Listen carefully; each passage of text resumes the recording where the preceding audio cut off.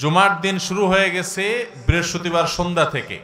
যে আমলের সওয়াব পৃথিবীতে অন্য যে কোনো আমলের চাইতে বেশি, এত বেশি সওয়াব, এত বেশি বিনিময় আল্লাহ তাআলা অন্য কোনো আমলে দিবেন না, শুক্রবার একটা আমল করলে দিবেন। সেটা বলবো, প্রতি কদমের বিনিময়ে, এক এক কদমের বিনিময়ে 1 বছর নফল রোজা রাখলে এবং তাহাজ্জুদ পড়লে যে পরিমাণ সওয়াব পাইতো সেই পরিমাণ সওয়াব পাওয়া যাবে।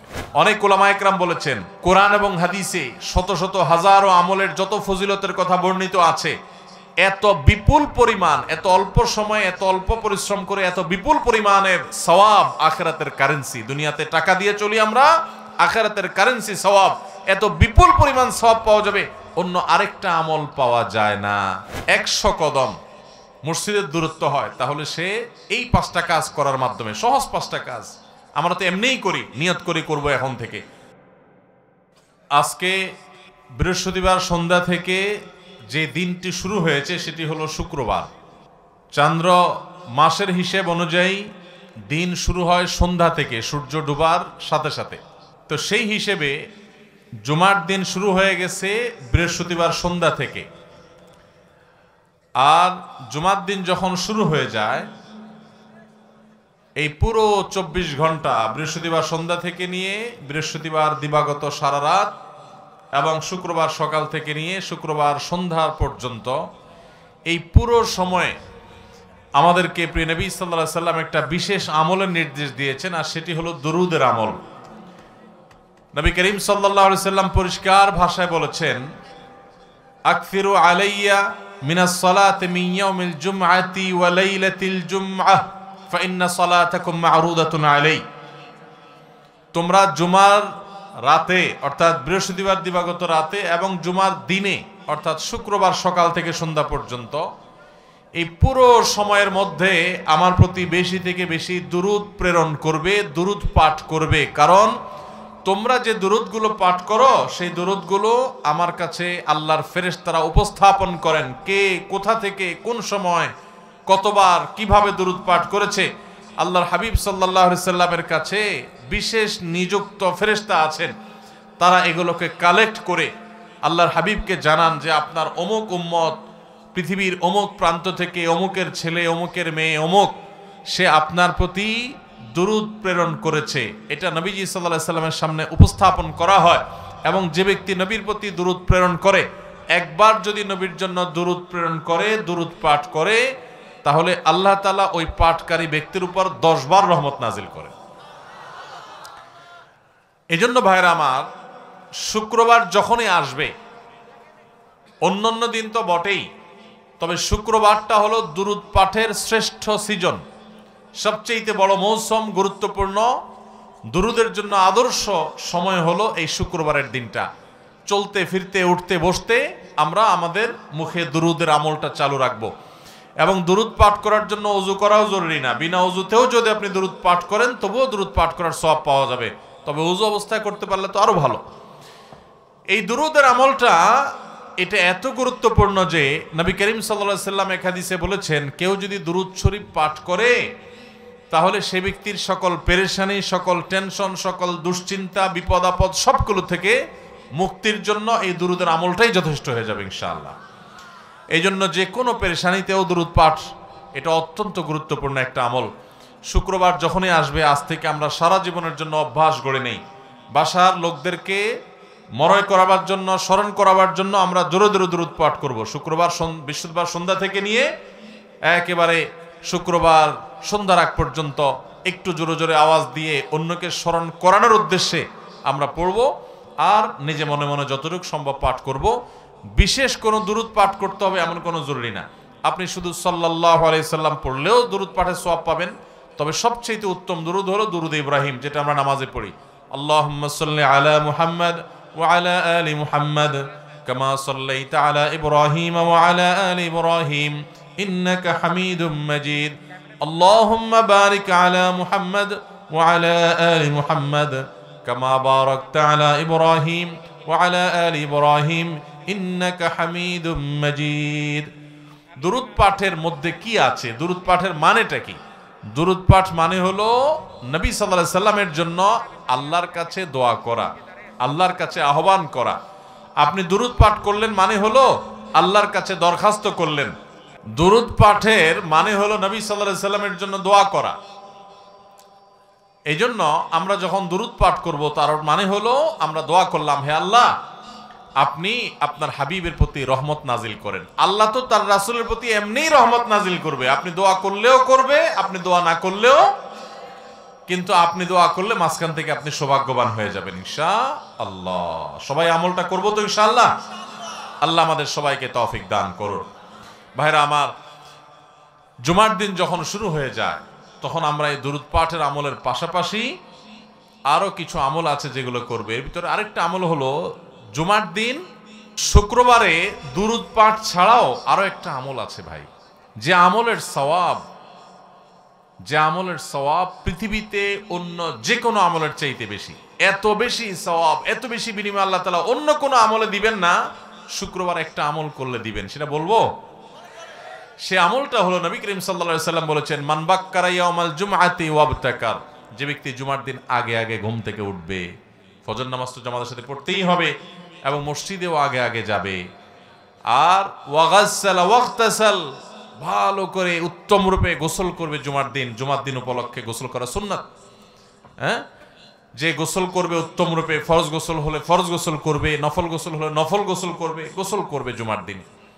এবং সুম্মা মাশা ইলাল মসজিদি ওয়া লাম ইয়ারকাব, ওয়া মাশা ইলাল মসজিদি ওয়া লাম ইয়ারকাব, এবং মসজিদে পায়ে হেঁটে হেঁটে যাবে, কোনো বাহনে যাবে না। এরপরে সুম্মা দানা মিনাল ইমাম, মসজিদে যে জুমার দিন ইমামের যদি খুব কাছে কাছে যেতে পারে, ওয়ালাম ইয়ালগু, এবং কোনো অনর্থক কোনো কথাবার্তা না বলে, যে আমল করলো, তেলাওয়াত করলো, দুরূদ পড়লো, বসে থাকলো, ওয়াজ শুনলো, খুতবা শুনলো, এইভাবে যদি নিরিবিলি সে মসজিদে যায় এবং ইমামের কাছাকাছি গিয়ে বসে, তাহলে মোট কয়টা কাজ হলো? সকালে আগে আগে উঠা, মসজিদে আগে আগে যাওয়া জুমায়ও, দ্বিতীয়ত হলো গোসল করা উত্তম রূপে, 3 নম্বর হলো মসজিদে পায়ে হেঁটে যাওয়া, 4 নম্বর হলো ইমামের কাছাকাছি গিয়ে বসা, তার মানে আগে আগে যেতে হবে সেজন্য, আর জন্য ঘাড়ের উপর দিতে যাওয়া নিষেধ, আগে আগে যেতে হবে, ইমামের কাছাকাছি বসতে হবে। আর 5 নম্বর হলো কোনো অনর্থক কাজ করা যাবে না, অনর্থক কথা বলা যাবে না। মসজিদে গিয়ে আড্ডা মারলেন, কথা বললেন, গল্প করলেন, এগুলো করা যাবে না। এসব বাদ দিয়ে যদি আপনি মনোযোগের সাথে খুতবা শ্রবণ করেন, এই 5টা কাজ যদি করেন, আবারও বলছি, আগে আগে উঠা, গোসল করা উত্তম রূপে, এবং মসজিদে পায়ে হেঁটে যাওয়া, ইমামের কাছাকাছি গিয়ে বসা অর্থাৎ জুমায়ও আগে আগে যাওয়া, আর এই মসজিদে গিয়ে কোনো অনর্থক কথা কাজ না করা, এই 5টা কাজ যদি কেউ করতে পারে, খুব সহজ 5টা কাজ, এটা যদি কেউ করতে পারে, নবী করিম সাল্লাল্লাহু আলাইহি সাল্লাম বলেছেন ওই ব্যক্তিকে, এই যে মসজিদে বাসা থেকে ঘর থেকে হেঁটে গেল, প্রতিটা কদম, যতগুলো স্টেপ সে নিবে, যতগুলো কদম সে ফেলবে, এই প্রতি কদমের বিনিময়ে, এক এক কদমের বিনিময়ে 1 বছর নফল রোজা রাখলে এবং তাহাজ্জুদ পড়লে যে পরিমাণ সওয়াব পাইতো সেই পরিমাণ সওয়াব পাওয়া যাবে।